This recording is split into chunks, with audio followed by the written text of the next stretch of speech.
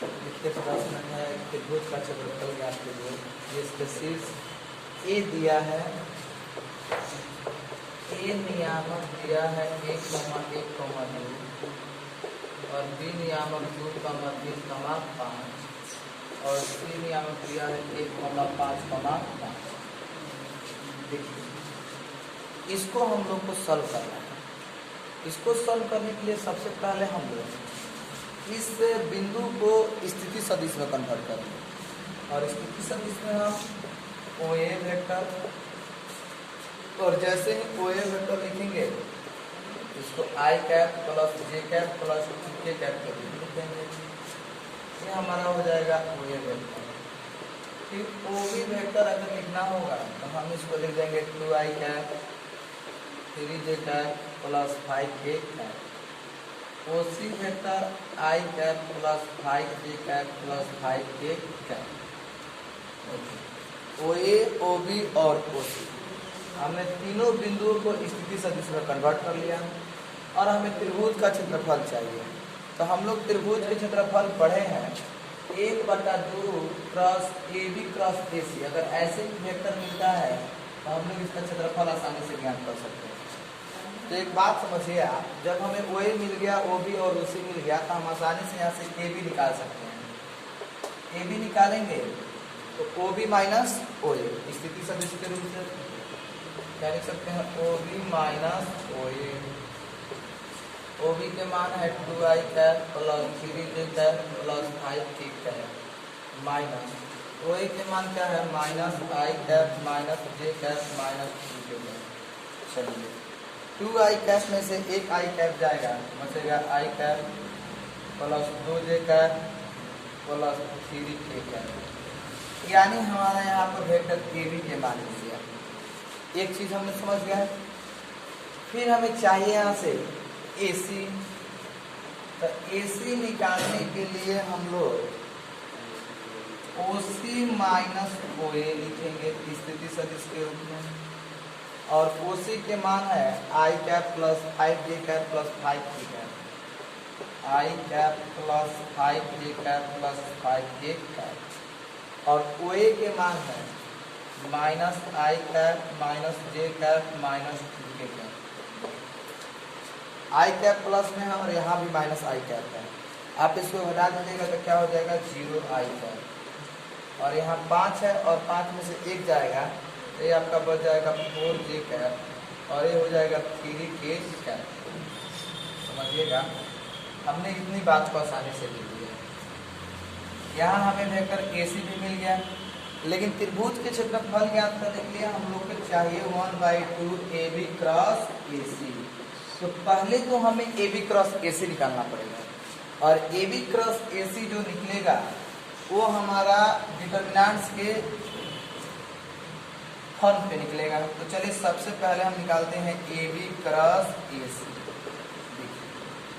AB cross AC के लिए आप यहाँ पे एक रो अपने से बनाइएगा I कैप J कैप और K।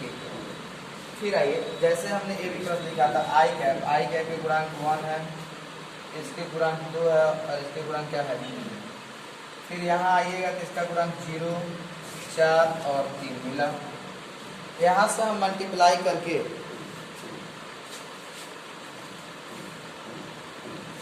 इसको एक्सपेंड करेंगे तो देखेंगे एक्सपेंडिंग एलॉन्ग R1। जैसे R1 से एक्सपेंड करेंगे तो यहाँ पर रिजल्ट हमको मिलेगा प्लस I कैप और प्लस I कैप मिलने के बाद हम इस पंक्ति और इस स्तंभ को ढक देंगे तो मिलेगा 3 गुना 6 माइनस 4 3 बार कितना आ जाएगा माइनस J कैप। अब इस बात को हम ऐसे ढकेंगे तब बचेगा 3 एकम 3 माइनस 3 प्लस K कैप। इसको ढकेंगे तो बचेगा 4 एकम 4 माइनस 3। अब आइए I कैप 6 में से माइनस 12 जाएगा तो माइनस 6 तो यहाँ डायरेक्ट लिखते हैं माइनस 6 आएगा 3 तो माइनस 3J कैप और प्लस 4K कैप। देखिए हमें यहाँ पर क्या मिला, AB क्रॉस AC मिला। ए बी क्रॉस ए सी का वैल्यू मिला -6y cap -3j cap plus 4k cap. अगर हम इसका मैग्नीट्यूड निकालेंगे तो A B cross A C is equal to under root और -6 के स्क्वायर -3 के स्क्वायर प्लस 4 के स्क्वायर। 6 के स्क्वायर कितना होगा 36, 3 के स्क्वायर 9 और 4 यानी आ जाएगा हमारा 36 9 45 10 55 और 6 61 यानी 61 यूनिट आपको मिल गया magnitude A B cross A C का वैल्यू। लेकिन आपको यहाँ से निकालना है त्रिभुज का क्षेत्रफल। याद कीजिए हम लोगों ने पिछले वीडियो में थ्योरी में इस चीज़ को पढ़े हैं कि त्रिभुज का क्षेत्रफल, तो यहाँ त्रिभुज क्या बन जाएगा ए बी सी। एरिया त्रिभुज A B C is equal to 1/2 magnitude A B cross A C. देखिए 1/2 और magnitude A B cross A C का वैल्यू जो है, magnitude A B cross A C का वैल्यू जो है वो हमें मिला है वहाँ से 1/2 और अंडर रूट 61 यानी अंडर रूट 61/2 यूनिट। ये हमारा क्या हो गया स्क्वायर यूनिट, स्क्वायर यूनिट। ये हमारा आंसर है। तो देखिए ऐसे सवाल जब भी आएंगे, अगर किसी बिंदु के शीर्ष दिया होगा तो उस शीर्ष को सबसे पहले हम लोग स्थिति सदिश में कन्वर्ट करेंगे। उसके बाद वहां से स्थिति सदिश निकाल कर ए बी और ए सी को पहले क्रॉस प्रोडक्ट निकालेंगे डिटर्मिनेंट के रूल से, और उसके बाद उसको क्या करेंगे यहाँ पे मैग्नीट्यूड लगाकर आंसर लिखेंगे। तो चलिए इस सवाल को आप नोट कीजिए कॉपी में, तब तक आगे बढ़ते। देखिए प्रश्न है कि एक समांतर चतुर्भुज का क्षेत्रफल ज्ञात कीजिए जिसकी संलग्न भुजाएं, संलग्न भुजाएं। सबसे पहले तो आप समझिए कि समांतर चतुर्भुज क्या है। ऐसी आकृति अगर आपको दिखाई दे तो समांतर चतुर्भुज हो जाएगा। समांतर चतुर्भुज में आमने सामने दो भुजाओं का युग्म समांतर होता है। अब ये तो संलग्न भुजाएं ए और बी द्वारा निर्धारित है। बिल्कुल सिंपल प्रश्न है। आप समझते हैं कि समांतर चतुर्भुज का क्षेत्रफल, तो सबसे पहले तो हम लिखते हैं कि समांतर चतुर्भुज का क्षेत्रफल। आप पीछे के थ्योरी में इसको पढ़े भी हैं। समांतर चतुर्भुज का क्षेत्रफल बराबर determinant magnitude A cross B, ये इसका सूत्र होता है। मैग्नीट्यूड ए क्रॉस बी निकालने के लिए सबसे पहले हम लोग ए क्रॉस बी निकालेंगे, जहाँ आपको आसानी से पता है vector A equal to I cap minus J cap plus 3k cap और vector B equal to 2i cap minus 7j cap plus 2k cap. Vector A और वेक्टर बी का वैल्यू आपको पता है। आप यहाँ आसानी से निकाल सकते हो ए क्रॉस बी, और ए क्रॉस बी लिखोगे यहाँ पर आई कैप जे कैप और यहाँ पर क्या लिखोगे के कैप। आई कैप जे कैप और के कैप, यहाँ आई कैप के मान 1 है, -1 है और यहाँ पर 3 है, 2 -7 और यहाँ पर क्या है 2 है। अब इसको हम एक्सपेंड करेंगे यहाँ से, तो एक्सपेंड करेंगे तो लिखेंगे एक्सपेंडिंग अलोंग R1। देखिए जे में एक्सपेंड करेंगे रिजल्ट आएगा यहाँ से आई कैप और इसको रखेंगे तो क्या मिलेगा -2 और गुना करके घटाते हैं तो हमारे पास क्या हो जाएगा प्लस 7 तरीके 21 और माइनस जे कैप इसको लिखेंगे 2 -3 दूनी के 6 प्लस के कैप और इसको लिखेंगे -7 और प्लस माइनस क्या हो जाएगा +2। देखिए 21 में से 2 जाएगा तो 19 आई कैप हो जाएगा और ये -4 और हमारे मिल गया +4 जे कैप और ये आ जाएगा -5 के कैप। ये हमें क्या मिला ए क्रॉस बी। अब यहाँ से ए क्रॉस बी मिल जाएगा, मैग्नीट्यूड निकालेंगे। मैग्नीट्यूड यानी इसका मापांक हो जाएगा अंडर रूट 19 के स्क्वायर, 19 के स्क्वायर जोड़ 4 के स्क्वायर जोड़ -5 के स्क्वायर बराबर अंडर रूट 361 16 और प्लस क्या आ जाएगा 25। देखिए इसको काउंट कीजिएगा 5 6 11 1 12 हाथ में 1 और 2 1 3 1 4 अच्छा 10 की 0 3 1 4 402 आ जाएगा इसका आपका मैग्नीट्यूड, इसका मकान 402। अब आपको क्षेत्रफल निकालना है 402 यूनिट और इसका क्षेत्रफल निकालना है, तो आप आसानी से इस चीज को लिख सकते हो समांतर चतुर्भुज का क्षेत्रफल।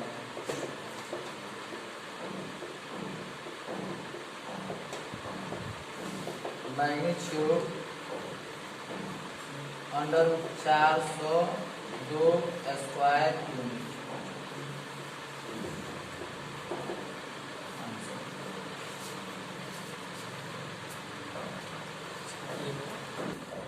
देखिए मान लीजिए कि सदिश वेक्टर ए और बी इस प्रकार है, मैग्नीट्यूड ए के मान 3 दिया है और मैग्नीट्यूड बी के मान √2/3। तब ए क्रॉस बी एक मात्रक सदिश है यदि वेक्टर ए और बी के बीच का कोण है, तब वेक्टर ए और बी के बीच का कोण हमें निकालनी है। तो पहले जो जो प्रश्न में दिया है उस चीज को हम लोग समझते हैं। मैग्नीट्यूड ए हमें मिला हुआ है 3 और मैग्नीट्यूड बी हमें मिला हुआ है √2/3। देखिए मैग्नीट्यूड ए और मैग्नीट्यूड बी हम लोग प्राप्त कर लिए।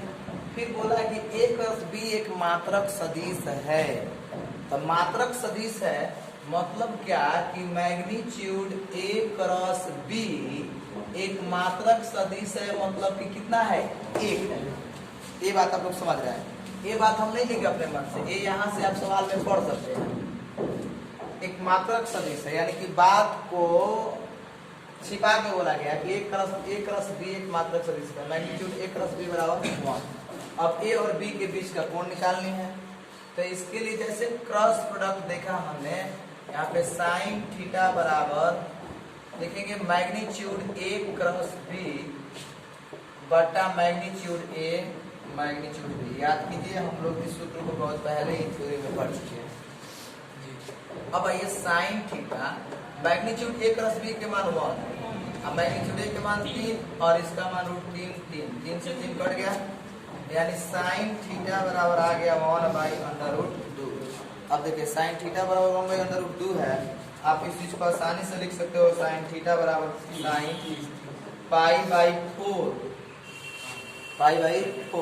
यानी थीटा बराबर क्या आ गया π/4। आपकी बुक में ऑप्शन दिया है, आप ऑप्शन के हिसाब से देख सकते हैं इसका answer option number B. Option number कितना है बी, यानी ऑप्शन नंबर बी आपका सही हुआ। ऐसे सवाल आपके एग्जाम में बहुत बार पूछे गए हैं, आप जरूर ऐसे सवाल को, या फिर हमने डॉट प्रोडक्ट में आपको बता दे इस तरह के सवाल vector A dot B plus vector B dot C plus vector C dot A, इस टाइप के भी सवाल हमने आपको पढ़ाया है। ऐसे सवाल आपके एग्जाम में बार बार ऑब्जेक्टिव में पूछे गए हैं, खासकर कर आपके वेक्टर से बहुत ज्यादा ऑब्जेक्टिव सवाल ही पूछे जाते हैं, इसलिए सबसे ज्यादा फोकस आपको इसके थ्योरी पे होने चाहिए। थ्योरी अगर मजबूत होगा तो ऑब्जेक्टिव एक भी नहीं छूटेगा। क्या चलिए आप इस चीज को नोट कीजिए, हम आगे बढ़ते हैं। देखिए प्रश्न है एक आयत के शीर्ष E, B, C और D जिनके स्थिति सदिश क्रमशः -i plus 1/2j plus 4j और एक दिया है i plus 1/2j plus 4j i minus 1/2j plus 4j और i minus 1/2j plus 4j का क्षेत्रफल जाता है। इसका क्षेत्रफल ये भी आपका ऑब्जेक्टिव प्रश्न है। तो सबसे पहले कि हम ए बी सी डी के स्थिति सदिश दिया है, तो यहाँ ए बी सी डी के स्थिति सदिश लिखना मतलब लैंग्वेज में और मैथमेटिकल कंडीशन में लिखेगा तो आपका आ जाएगा ओ ए के मान मिल जाएगा -i 1/2j और 4j। यहाँ देखिएगा तो वेक्टर को भी आएगा i plus 1/2j plus 4j। Vector O C यहाँ आएगा i minus 1/2j plus 4j और वेक्टर ओ डी यहाँ आएगा -i minus 1/2j plus 4j। अब आयत की बात बोला है, जरा सा आप इस बात को समझिए। आयत की आमने सामने की भुजाएं बराबर होती है ए बी सी और डी। अगर ए बी हम इसकी लंबाई में लेते हैं तो ए डी क्या हो जाएगा चौड़ाई में, और ये दोनों निकल जाएगा तो यहाँ से आयत का क्षेत्रफल निकालना बिल्कुल सिंपल हो जाएगा। और आपको बता दें आयत भी एक चतुर्भुज के अंतर्गत आता है, और हम लोगों ने इस चैप्टर में चतुर्भुज का क्षेत्रफल ही पढ़े हैं। बिल्कुल उस सूत्र को अप्लाई करेंगे, रिजल्ट मिल जाएगा। चलिए हम निकालते हैं यहाँ से A B, vector A B बराबर ओ बी माइनस ओ ए। देखिए ओ बी क्या है, आई कैप प्लस 1/2 जे कैप प्लस 4 के कैप माइनस ओ ए क्या है, माइनस और माइनस गुना होगा तो प्लस हो जाएगा आई कैप माइनस 1/2 जे कैप, और ये हो जाएगा माइनस 4 के कैप। प्लस है तो माइनस हो गुना कीजिएगा तो माइनस हो जाएगा। अब आइए आई कैप 2 आई कैप, और ये वाला से वाला कट गया, फिर इससे भी एक कट गया, यानी बिल्कुल आप 0 जे कैप प्लस 0 के कैप लिख सकते हो, कोई दिक्कत नहीं। इतना तो आप आसानी से बना सकते हो। फिर ए बी मिल गया तो बी सी, ए बी मिल गया तो सी डी निकालने की कोई आवश्यकता नहीं, आप बी सी निकाल लीजिए या आई डी निकाल लीजिए, रिजल्ट आपको मिल जाएगा। तो चलिए हम ए डी, क्योंकि देख लीजिए आप अगर आप इसको निकालें और इसको निकालेंगे तो उससे कोई अंतर पड़ेगा ही नहीं, बिना काम के सवाल और लंग हो जाएगा और मुश्किल में पड़ जाएगा। इसलिए आप ए बी निकालिए और फिर यहाँ से ए डी निकाल लीजिए।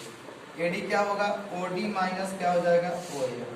तो ओ डी के मान देखिए, ओ डी के मान आपको पता है यहाँ से माइनस आई कैप माइनस 1/2 जे कैप प्लस 4 के कैप।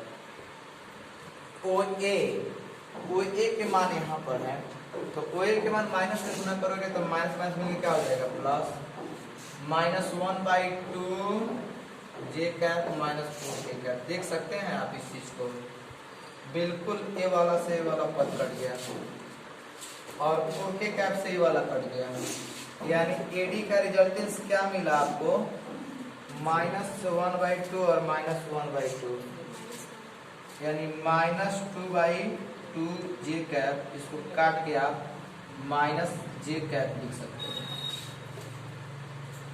हो गया है सर।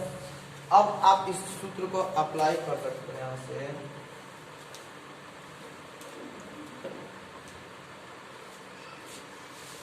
यहाँ से डिटरमिनेंट के रूप से पहले निकालिए A B cross A D, A B cross A D, इसमें आएगा आपका आई कैप जे कैप और के कैप। आई कैप इसका मान लीजिए 2 0 0 2 0 0, इसका मान क्या मिलेगा, जे है तो 0 माइनस 1, फिर के का क्या मिलेगा 0, आप समझ सकते हो इसका। बिल्कुल यहाँ से केवल जे है, तो केवल जे है तो आप लिख सकते हो 0 आई cap minus J cap plus 0 के कैप। अब इसको हम लोग यहाँ से एक्सपेंड करेंगे, एक्सपेंडिंग अलोंग आर1, A B cross A D equal to I, और आप देख लो आई जैसे लिखोगे इससे मिलेगा ये 0 और माइनस 0 जे कैप, इसको ढकोगे ऐसे तो 0 माइनस 0 प्लस ए कैप, इसको ढकोगे तो रिजल्ट मिलेगा माइनस 2 और ये क्या मिलेगा 0। अब आइए A B cross A D, आपको केवल क्या मिल जाएगा माइनस 2 के कैप, लेकिन आपको यहाँ से निकालना इसका मैग्नीट्यूड, तो अभी तो मैग्नीट्यूड निकालेगा A B cross A D equal to minus 2 के स्क्वायर इक्वल टू 4, और 4 का वैल्यू क्या होगा 2, प्लस माइनस 2 तो यहाँ हमेशा पॉजिटिव ही लेंगे, 2 मिलेगा। और अब जैसे ही आपको 2 मिला, आपका आयत का क्षेत्रफल यानी चतुर्भुज का क्षेत्रफल निकल गया। तो आयत का क्षेत्रफल बराबर magnitude A B cross A D. देखिए magnitude A B cross A D के मान क्या मिला, 2 स्क्वायर यूनिट आपका आंसर हुआ। और ऑप्शन नंबर आप देख सकते हो, ऑप्शन नंबर है सी, यानी ये भी आपका ऑब्जेक्टिव सवाल है। ऐसे सवालों पे आपको एकदम ध्यान रहना चाहिए, इस तरह से हम लोग आसानी से बनाएंगे। Option number C. चलिए बस इस वीडियो में इतना ही, अगले वीडियो में हम लोग इसके कुछ मिसलेनियस प्रश्न को देखेंगे। तब तक के लिए धन्यवाद।